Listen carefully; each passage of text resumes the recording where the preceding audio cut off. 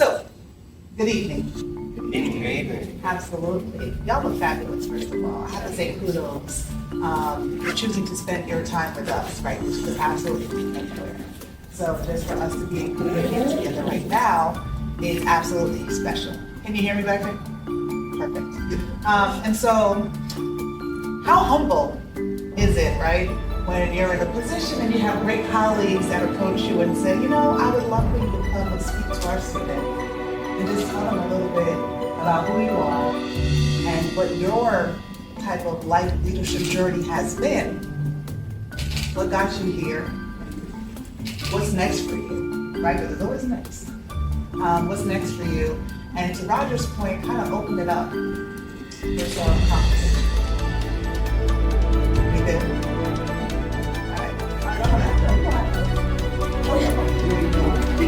Perfect. So you heard them say Dr. Fabiola Riobe. You heard Roger say things like he's the first person to hold his job here. You heard Julia say words like inaugural. You know what inaugural means? First. First. There's never been one before you. I am the inaugural vice president at this college that oversees educational innovation and global programming because they didn't have this here before until I got here. As a matter of fact, it's after meeting the president for the first time, he said, can you join my team and I want to create this position and I want you to lead it. And just like the girl said in the video, successful people make their mind up fast and change it slow. And I was like, hold on for a second while I text my husband. I'm like, yo, are we ready to go to Kansas? Right? Because I'm from New York. And he was like, let's do it. So that's what got me here, July 2023, when I set foot on this campus for the first time. But Fabiola Riobe was birthed a long time ago, right? Because I think about the legacy of my forefathers and my foremothers and what they had to do for me to be sitting here with you. I said I'm from New York because I'm born and raised in New York, right? But my bloodline goes deeper than that. My grandma came to the United States as an adult person with nothing more than a third grade level of education. As a matter of fact, I remember in the 6th grade teaching my grandma how to read. And I didn't even know that she didn't know how to read because she was the one checking my homework. But she knew discipline. She knew hard work. She knew education.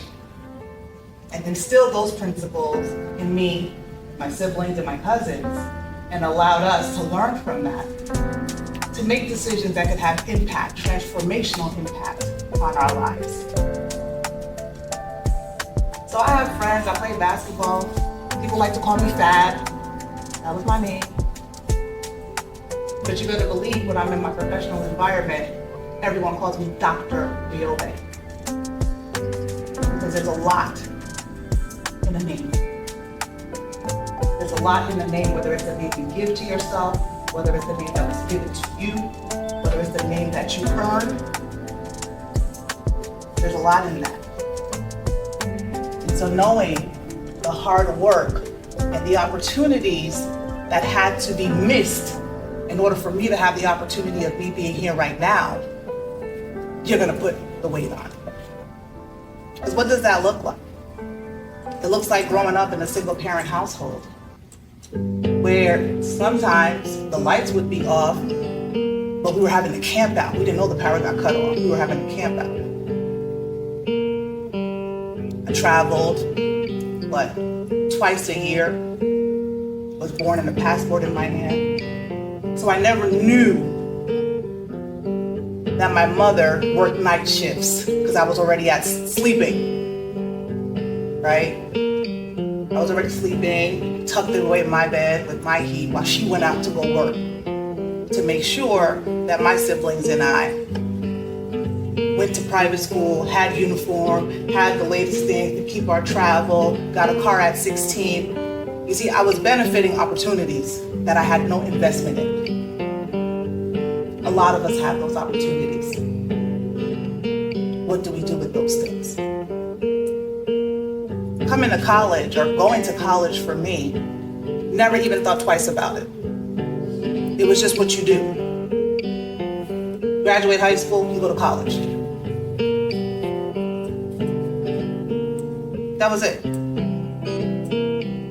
I didn't know that I had a limitation geographically that I could only go to college in New York because of something called in-state tuition. Because although I got full rides to other schools in other locations, that full ride covered tuition. What about room and board? What about when you're on spring break or holiday break, how you gonna get back home? That single parent of 4 not only had her own 4 kids, but was raising 3 other cousins. Yeah. And think about it, in New York, y'all know, you hear about New York, probably, oh man, New York is this, is that. New York is expensive as heck. That same individual managed to build a community where they owned 5 properties. From hard work, from investment, from community building. So having the opportunity to go to the State University of New York, at the University of Buffalo, where I went to college, and had a beautiful major called, what was it called at the time? Now they changed the name. It was called Romance Languages and Literature, right? Because I am a romantic. And so I spent a lot of time reading novels and dissecting them in different languages. And my mom used to say things like, what you gonna do for money? Right? Because in the culture, it's like, you gotta be a lawyer, doctor, or engineer to make money. And I was like, money, this is what I love to do. Went to college, she was right. After you graduate with that degree, it's not really direct. Like if you were to be an engineer or a nurse, what you're gonna do with a romance literature degree. But I had a skill set. I understood languages, I understood how people learn languages, I understood how people speak languages. So I started an interpretation company. And I made a lot of money walking around, translating documents, translating systems for people who were new to the environment so that they could understand. And people, like my friends who spoke other languages, they're just like, how the heck do you make money doing what we all do? Right? Because they all spoke other languages too. You know what I mean? We all came from the same community. We know how to do that. But it's about having a vision. Because when you're going someplace or where you belong someplace, not everybody's going to have the same vision that you have. I was lucky to have that vision and that opportunity to maximize on that vision to monetize that for me. From there, I was able to move instantly after I graduated undergrad to Paris, France, where I spent most of my adulthood. Got a business degree, got an international MBA, maintained my translating degree, business, made a lot more money translating American English to Europeans, and then landed my first teaching job where I taught high school English in a lycée. Lycée is how you say high school in French. In a French high school. Taught English. And for 5 years that I taught there, I promise you, every day I got treated like a student. They used to always be like, what is your ID? What are you doing here? Why are you in the teacher's lounge?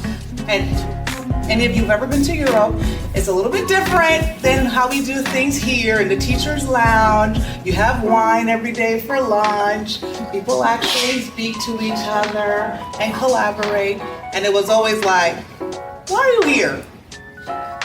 Right? Because that's kind of been the story of my existence. Why are you here? You don't look the part. Right? You don't look the part. What's that part that you don't look? Who's supposed to be here? What are they supposed to look like? Or,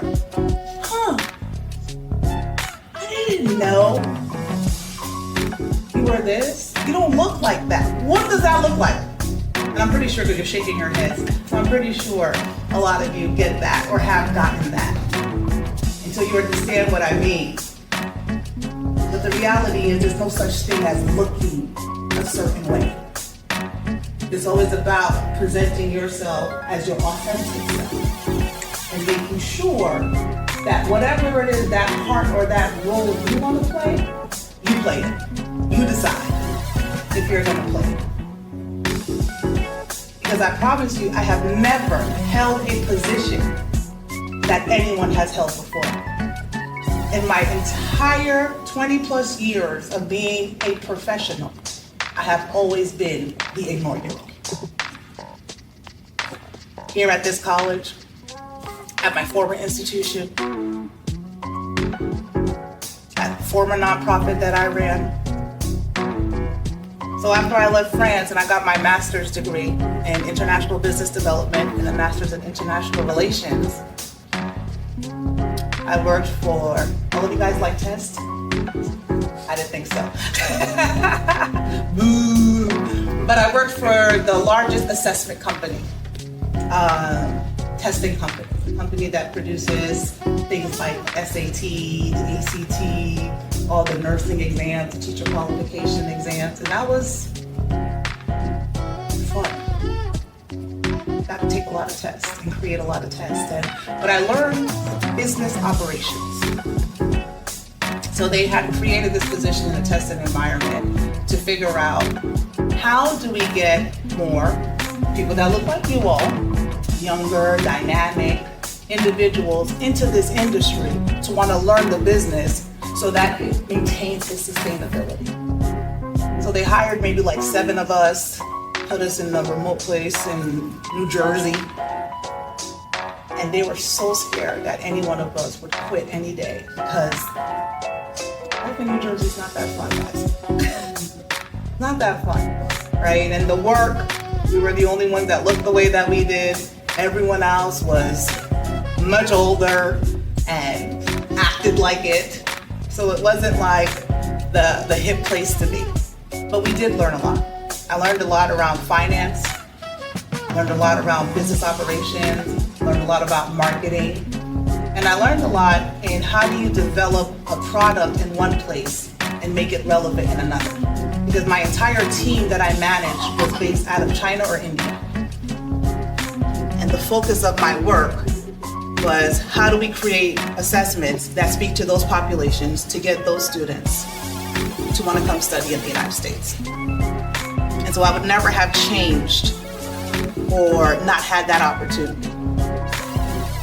Because even from that opportunity, I got invited by Ministry of Education in Morocco to go open the first American school in a city called El Jadida. El Jadida, to me, it was like absolutely, because El Jadida from Darija, which is Moroccan Arabic, translates to new city, right? So somebody from New York and Morocco calls you to say, you gotta go to the new city. You're like, yeah, I'm gonna do that, right? Look at the alignment, look at the synergy. So who knows where Morocco is? Where is it? Yeah, Africa. Morocco's part of the Maghreb, which is the northern part of Africa, which is on the African continent. So you could imagine when I get to Morocco and people address me, well, they say they're not African. Because African to them means black. And I'm like, what do you mean you're not African? They're like, no, I'm not African. I'm Arab. And you're like, you're on the African continent, dude. Like, you're African. But I recognize those years of mental socialization of not wanting to belong to Africa was something that I wasn't going to deconstruct in a conversation like this. But I had the opportunity to open a school. And so I opened this American school, and I promise you, when I say I opened it, I opened it. From the building construction to the chairs you're sitting on in those classrooms, to hiring the teachers, to training the teachers, I opened that school. And in 3 years, I grew that school from, I started off with maybe 10 teachers that I hired and trained for a year before ever opening up the doors of the school. And in 3 years, went from 10 to about a little over 35 and over 1,000 students. Why? Because people want to be part of something, and they wanted to be part of that culture. They wanted to learn that culture. I was the only foreigner ever assigned on the governmental task force that's appointed by the king. Morocco is a true kingdom where the king rules the country.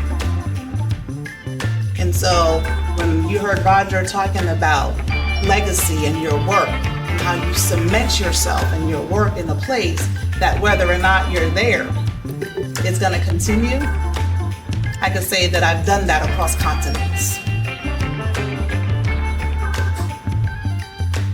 So now I work with other places in Africa replicating that same model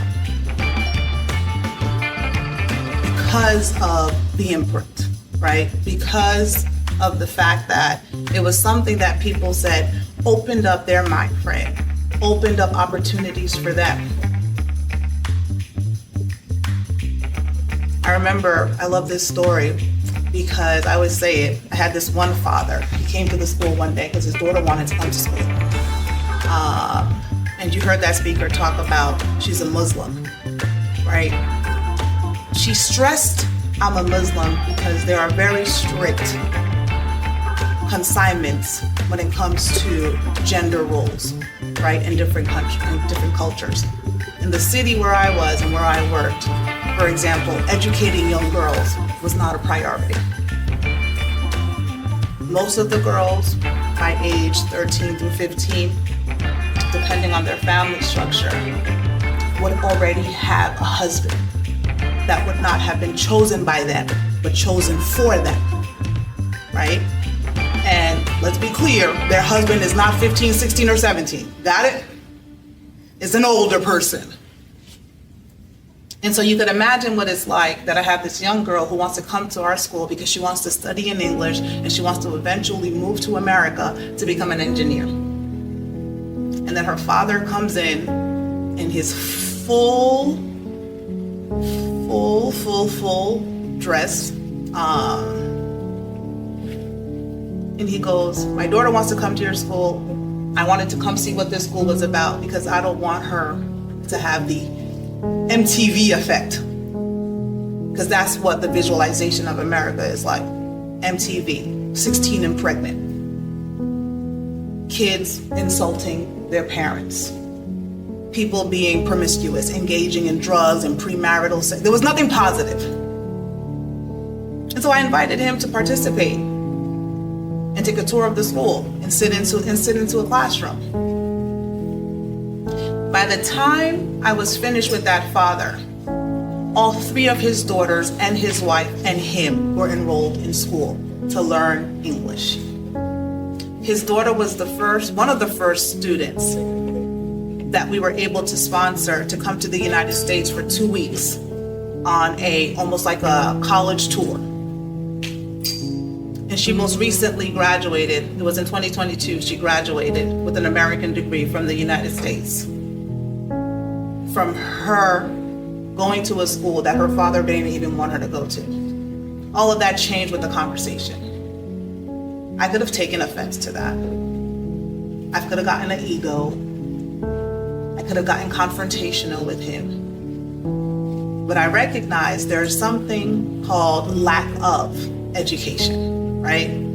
What's so important about what I'm sharing with you is that not only do we learn from other people's stories, but given where we are right now in an institution of higher education, the fact that you even commit yourselves to be here stresses the fact and the value that doesn't matter how you shape it, whether it's a formalized structure of education or whether it's an informal structure of education, education is the gateway to building relationships, to building consciousness, and for each and every one of us to just get a little bit better and better every single day. Because of that opportunity of allowing to have a human connection with that man, that transformed his entire family legacy. Because that one daughter, his oldest daughter, was able to come out of what would have been possibly for her an early marriage cycle to getting a college degree, an international college degree from the United States. And so when I think about the work that I do and why I do this work, it's rooted into those stories, because her story is no different than mine. Because if my grandmother didn't stress the value of education and didn't make those subtle investments and be extremely persistent and sometimes too rigorous, right, for my liking, then I wouldn't have had the opportunity to step by step get the kind of education that has allowed me to have the fancy titles with the fancy salaries. But it has also prompted me to be a business owner. So I'm pretty sure you can see the bling on my finger. That bling on my finger also says my name on it. The reason why it says my name on it is because I own a financial company. And my husband and I have owned this company for over 20 years. And that company, no matter what we do, where we go, that company is always going to have our name on it. It's going to go to our daughters. Because although I'm the inaugural vice president here, guess what's not going to happen? My daughters are not going to walk up one day to KCKCC and say, well, my mom had this job, so now it's my turn to have this job. Doesn't work like that. That's why I got so excited to hear all the endeavors on entrepreneurship.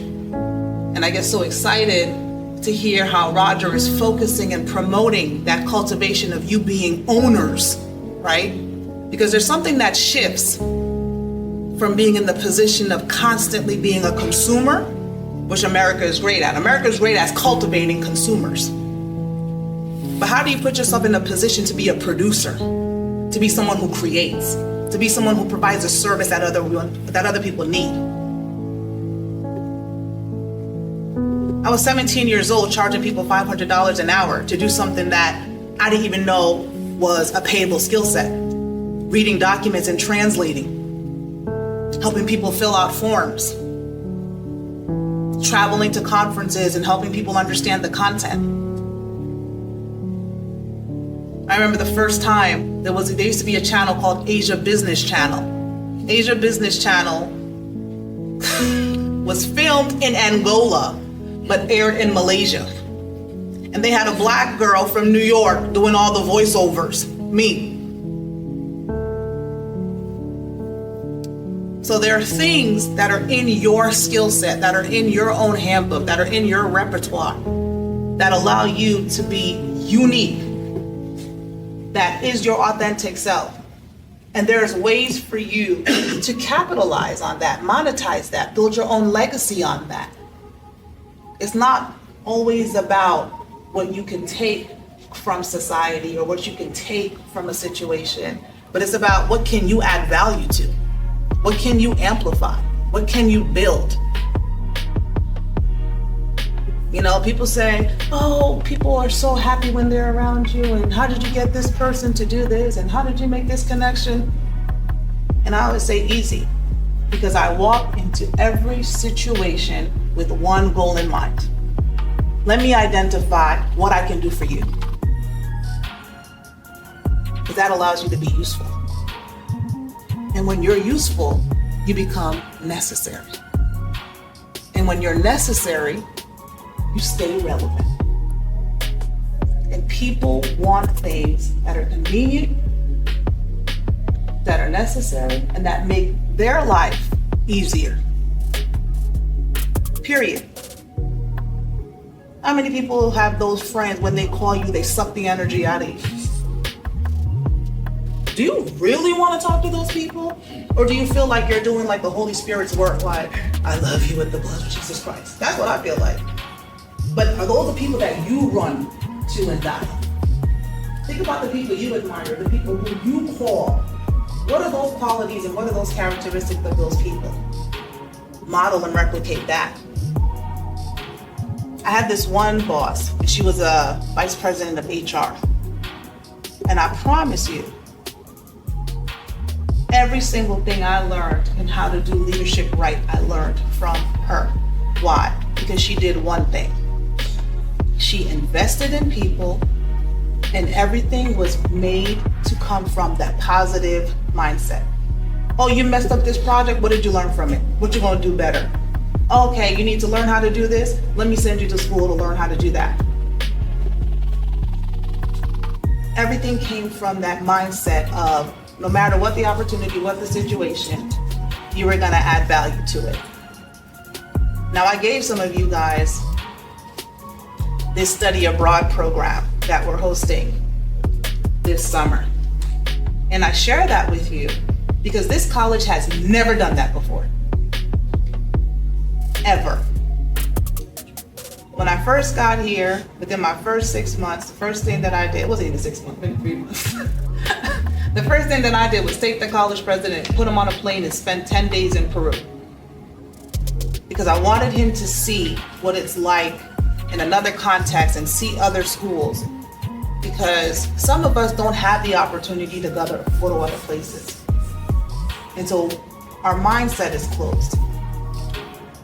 But when you get to pull yourself out of your everyday norm and go see something else and allow that place to be part of you and you a part of it, it opens your mind up to a different level, whether that's creativity, whether that's innovation, whether it's just seeing yourself in a different context. I needed him to see that so that he could see the similarities and the opportunities between what we got going here at KCC and what's happening in the outskirts of Peru. And so now here we are, a year and a half later, and we're taking our students to Peru. That's important. It's important for you to recognize that you are a global citizen. You're here right now in Kansas because you choose to be. But you literally could be anywhere. All you have to do is choose it. When I moved to Morocco, I didn't have any friends. I didn't have any family. I didn't have a house. I didn't have someone picking me up from the airport. Right? No. But I had a vision. I never even saw the school location. Never been to the city. The first time I went to the city was when I moved there with all my stuff behind me to go there to set up shop. Why? Because successful people make their mind up fast and changes slow. You can't be scared to take risks. And you have to look forward to failure because it means you're doing it right. One entity in my life is perfect, and that's the Lord above. So if you're striving for perfection, you failed already. Look for failure, chase failure. There are lessons to be learned. It will push and propel you forward. I was talking to this girl the other day because I played basketball my entire high school life, and I played college lacrosse. And I said to her, I'm like, my mom played volleyball, but I could never get behind volleyball for one simple reason. I couldn't get behind, I'm a little bit nearsighted, so I couldn't get behind the ball coming down on me like this. And she said to me, all you have to do is get hit with the ball one good time and you would have got over it. And it's the reality of it. You're scared to get hit when you've never been hit. When you've been hit before, you know how to brace yourself, you know how to block it, you know how long it's gonna take you to heal. It's like falling. You always could tell somebody who's scared to fall because you ain't never fall before. When you fall, you know how to get back up. You break a leg, you know it's gonna heal. I've broken all my toes, I've broken my ankles. Yeah, I've done everything. Broken all my fingers, my elbow, my shoulder. If you look closely, broke my face. You can see through my mouth. Still here. Still wear my heels every day. Right? Can't be scared. We have a saying in New York, scared money makes no money. Right? You gotta put yourself in position to take the risk, because I promise you, nothing worth it is ever easy. If it's worth it, it comes with the challenge. But you have to know that within yourself, you have all the resilience, all the determination, all the skill sets, all the tools you need to make it worth it. Someone else ain't gonna make it worth it for you. You gotta make it worth it. Right now, when people invite me to speak, except Roger, I charge, what do you think I charge? To go speak for an hour.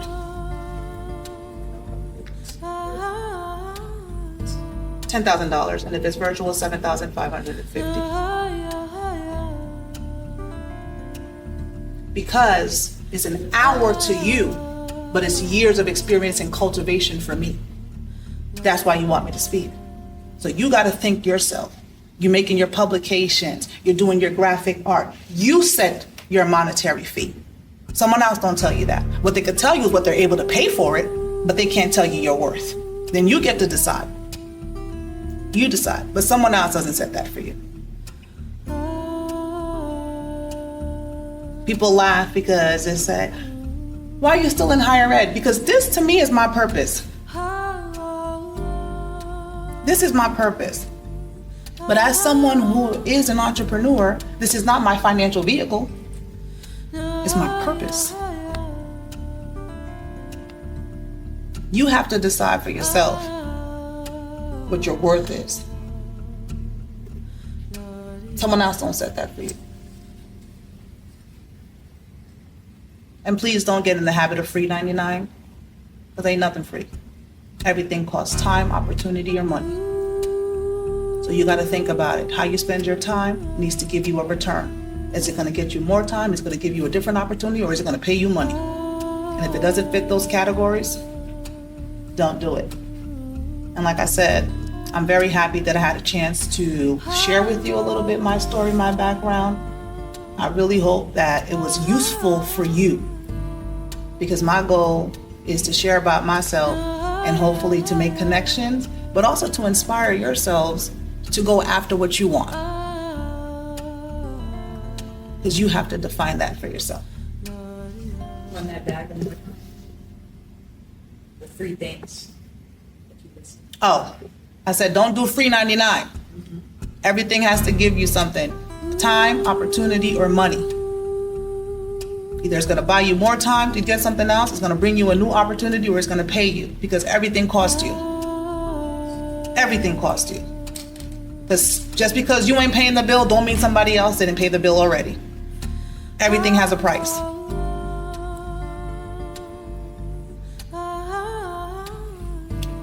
Any questions?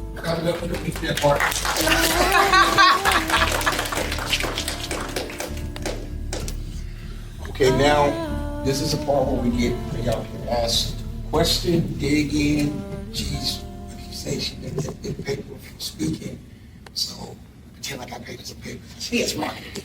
You know what I'm saying? So, but I want y'all to ask real questions, because a lot of times we sit there and we be in zombie mode. And, you know, let her know that you was engaged. Tell her something that you learned. That's what we always do. That you learned, and something that you want to know. And maybe we can connect with that, because one of the things I tell them is that we talked about it earlier.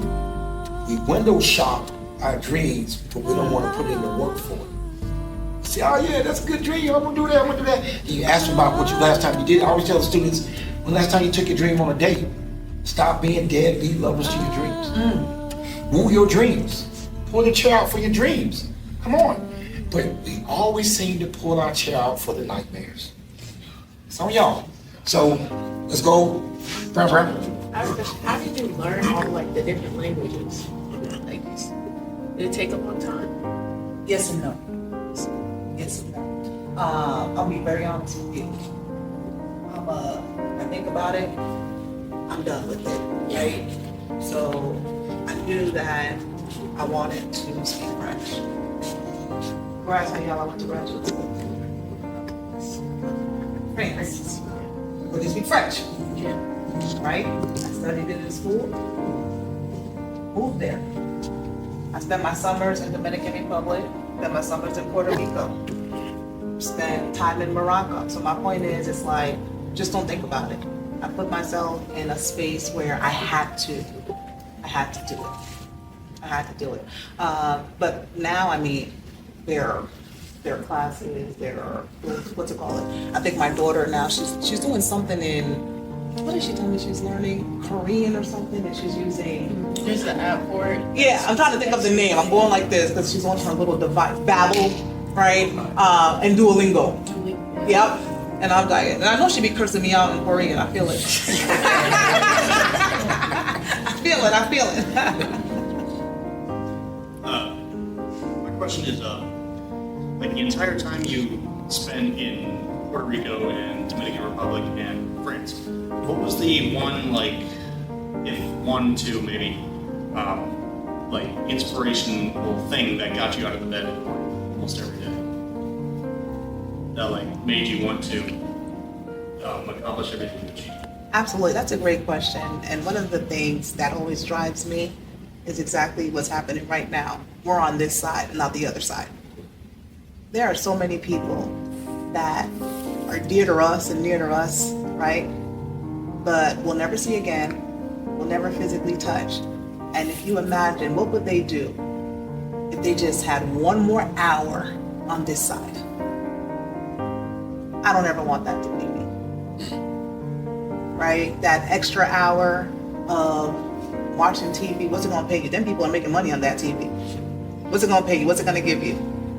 Nothing. Probably regret on procrastination on something that you wish you would have done. You know? I come here and I do a 9 to 5, but it's not really a 9 to 5 because I'll be here mad early, or I'm working mad early, and then I go home and I spend time with my family. And then I do what they call the 5 to 9, right? And I work on those things that are important to me. Because there is absolutely nothing that's promised to you. We always make this joke in my family, and we talk about the life of a monkey or an orangutan, right? You ever see when monkeys go from vine to vine? You ever see them fall? No, right? Because they know to hold on to the next vine before they let go of what's in their hand. So you got to constantly be chasing that vine after vine, right?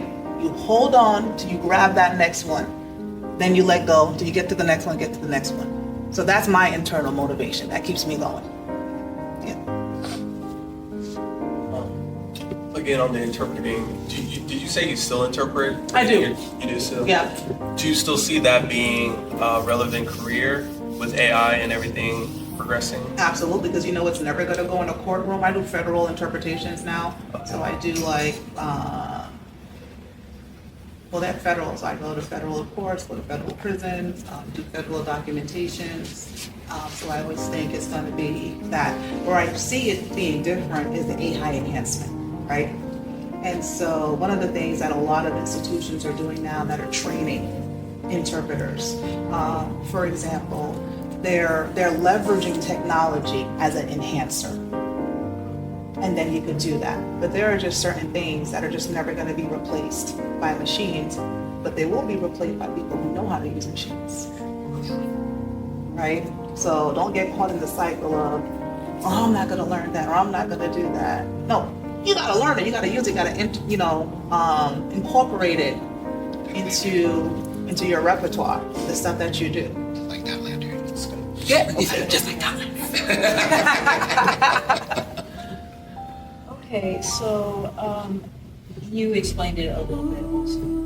As I looked at this before, it's for students, is there a way for non-students? Well, you don't talk to me, we'll talk to that Dr. Candace Scott, who is the Assistant Director of International Programming Services. And absolutely, right?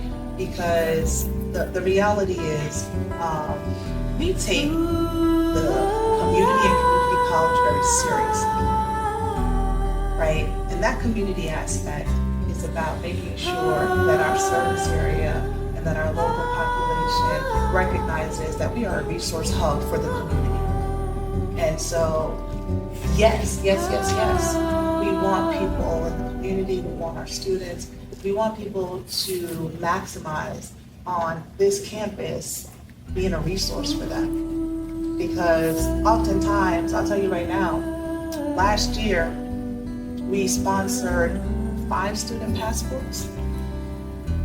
And I have to say, thank you to the support of the president and that vision of saying, go ahead and do that.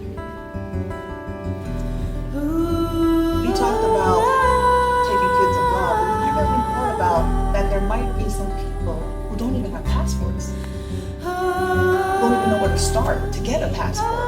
You see, those are our implicit bias, right? Those are the things that we take for granted, and all of us have those things that we take for granted in our life and not recognizing there could be somebody that can't afford that or that don't know how to do it. And we already on step, F, and they're still on negative A. And so reach out, connect. That's the part of this community in community college. It's about leveraging ourselves in order to build an ecosystem that could support all of us. Think about how lucky you are that Roger takes all of his expertise in marketing and branding and business formation and entrepreneurship and community socializing and pours it into you. Each and every one of you who are at FBOE, y'all are community organizers. You're in a focus, you're in a shared vision, you're in a shared discipline, you pour into each other, you show up. That's what that's about. You're doing it already, so absolutely reach out. But that's what we're here for. We got more. Let's go. Oh, we got the cameraman. Yeah, the cameraman. No, I like what you said, especially about consumerism. I go by that. Like, I'm a producer, right? So there's a difference between consumerism and pro-consumers. We got to be able to produce what we consume. It's not really like that. So my idea, like, say if I didn't have this camera and I was constantly distracted and just distracted by the social programming, especially social media, but it's made to program to shorten our attention span, right?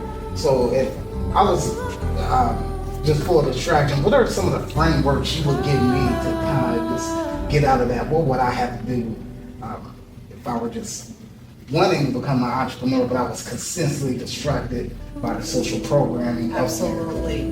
I love that question because I've probably been coaching entrepreneurs now for close to a decade, and even watching my husband, I learned this from him, which is a reward-based system. Oh yeah, rewards are real, right? It's like, you think about how angry you get when you hold the door for somebody and they don't say thank you. That's how real rewards are, right? Oh, that's almost fighting behavior. Like, you don't give me hold, or you go, thank you, right? Or you pass your body, you don't throw your hand. You don't throw the hand down. So that reward system, there's something about your mindset, right? It's like every action deserves a reaction. There's something about your mindset that gives you a reward. So we have something that I talk about, and it's called basically a benefits jar. And you set your goals up in the day.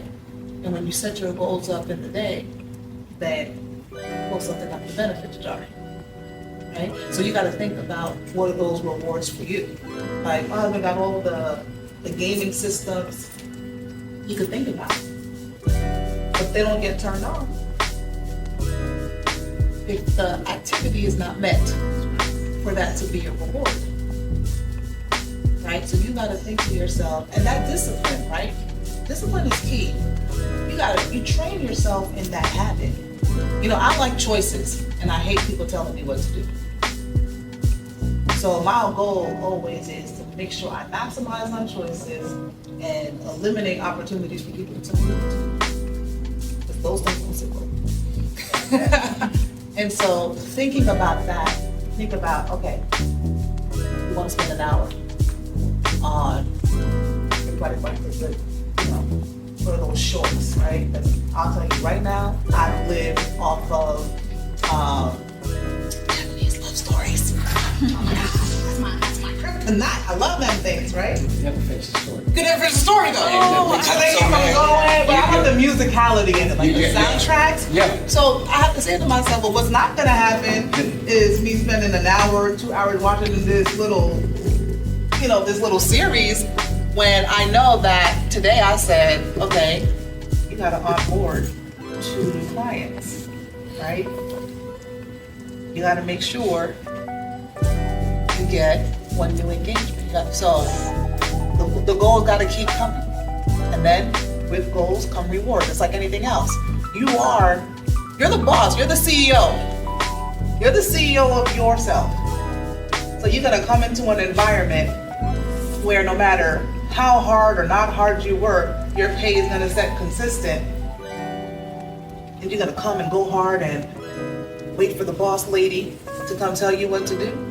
Or are you gonna establish yourself as your own CEO and say, wait a minute, I get to set my hours? I get to set when I get a pay raise or not get a pay raise based on my own level of effort? I get to set my productivity and have direct results? I mean, that's a no-brainer for me. And let's talk about the opposite side of that, because what happens in all the years I've had students here, it's really a small percentage that get what you're saying. Once again, champagne taste and beer effort. Yep. You know what I'm saying? So what do you do to that person that always talking about they want to do it, but never do it because social life, kicking is more important, and then a lot of these students that even when they leave the program, they don't take advantage of the things in front of them. So I know you're gonna take every piece of it you can. What do you say to that person?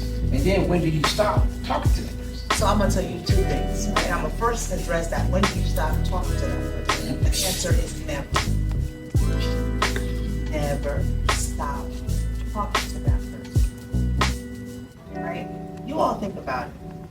You guys like apples. Apple is my second favorite fruit to oranges, right? Plums, right? Does the plum tree grow a plum and eat it themselves? Huh? Does the plum tree grow the plums and eat it itself? No, but other people. That's right. So your fruit is not for you. It's for others.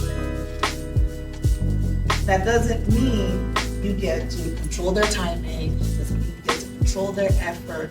It just means you got to continue to ask for that replenishment so that you have the fruit to give. Because you might think that, oh man, you're always talking, it's just not their time yet. It's not their time yet. Why stop talking? Don't stop. Because I'll tell you right now, in my leadership role, and Julius, who's on my team, he'll tell you, if I stop talking to them, then what? That's right. Don't mean you stop. You know, what you gonna get this? You do the corrective action, they take the correction action, but you don't stop. Well, I agree. Don't stop. I agree. If but one thing about it though, the truth is, we still have to work. And I think that sometimes, like, I'm saying this, I want to be out loud because this is the lesson. This when you become a professional at it, is that I think we have to also, I believe that when you show it, like my son, you show it, sooner or later you do have to step back. Absolutely. Right? He chooses to party, he chooses to kick it, he chooses to do all that, and you just throwing it out. Now you're wasting yourself and energy for that, and it's not there's somebody else that's right there going, can I have more? Absolutely. I learn, so that's what I'm saying. No, absolutely. And what you're talking about, though, is that modeling of behavior, Okay, right? there you go. So the modeling of the behavior never stops, right? You have to consistently model that behavior. Whether or not Deja wants to pick up what I'm putting down, that's not my control. That's all on Deja. It doesn't mean that just because she's not picking it up, I stop modeling. Gotcha. That has to be consistent, right? That's my authentic self. That's my standard, right? It might take her 5 years, take him 5 minutes. That's just the way it crumbles. Yeah. Unless you're a petty Pisces, but go ahead. Unless you a petty Pisces. When is your birthday? You gonna buy me a gift? Let me tell you, I like leather. I like perfume, right? I like jewelry.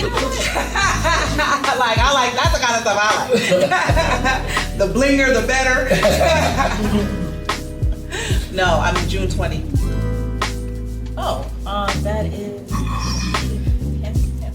No, it's a Gemini, right before Juneteenth. It's each of them.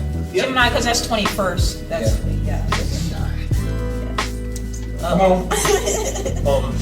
You said that you built or you scaled a business with your husband for 20 years. What was that business? It's a financial services company. Okay. So- I'm sorry. Yeah. Keep going. So we do everything from financial literacy education to estate planning to wealth management, teach people how to get invested, build investments. Yeah. Did you scale that to the point to where you don't have to manage it? You can kind of be hands off, or do you still partake? I in still it? partake in it because, again, my level of effort contributes to my level of results. Contributes to my level of results. So, in that case, what you said, I like to ask this question too because I'm interested in it. What do you see being one of the best things to invest in these days when you save a little bit of money, like stocks? If you heard what he said, that to me is always the best route. The best way you spend your money. The best way you spend your money. It's where I spend my money versus where you spend your money.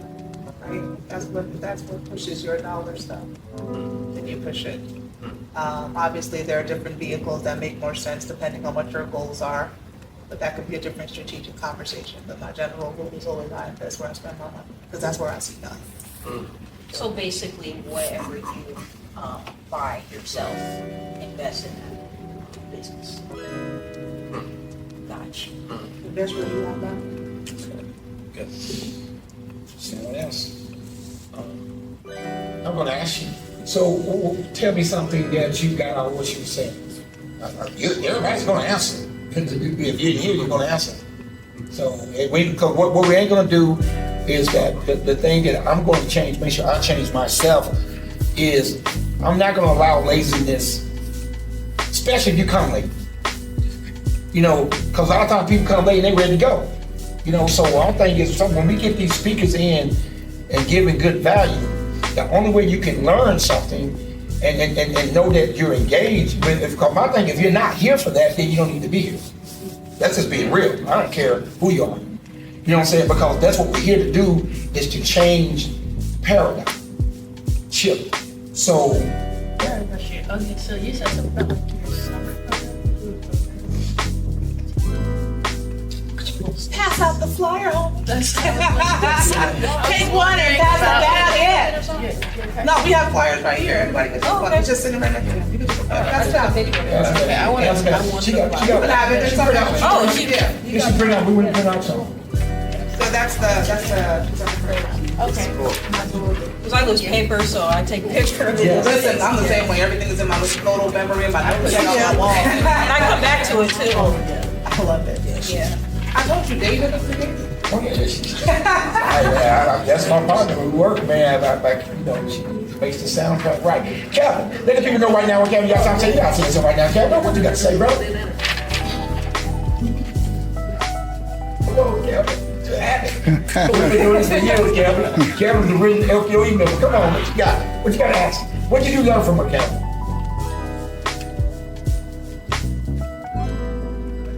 She went to different countries. Okay, that's good.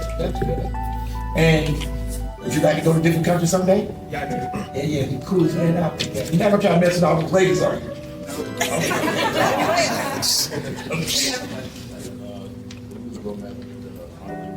So you guys basically like be the sponsors to like ties, so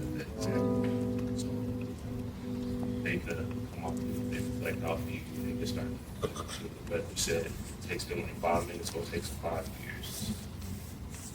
Absolutely. That's important, and even for yourself, right? I love myself. And my friends, they always joke, right? Because I do this little monologue, and I've been doing it, for years. Like, I think I started doing this monologue since I was like 10. And I would just start with something like, oh man, Oh man. Oh man. I said, oh my God. Like, I don't even know why people wake up. And they're like, oh, here she goes. Here's the. I'm like, but think about it. It must be so hard for them. Like when you wake up and then you think you got it going on, but then boom, Fabiola shows up, right? And they're just like, really? I'm like, but come on now, like, let's go. I'm fly, right? I'm fly. I'm super fly, and I'm dope. And they're like, damn, Fab, let other people talk about you. And I'm like, negative. I know myself. Your own validation. I know my own self. And I've been doing that forever, right? They must be so jealous. Right? I'm my own hype man. Yeah. I'm my own hype man. And I think about, well, what are those things that get me going, right? Roger will tell you, I like giving people compliments. I like just, and I tell people I walk around with a face like, high five, yeah! Like, that's my energy.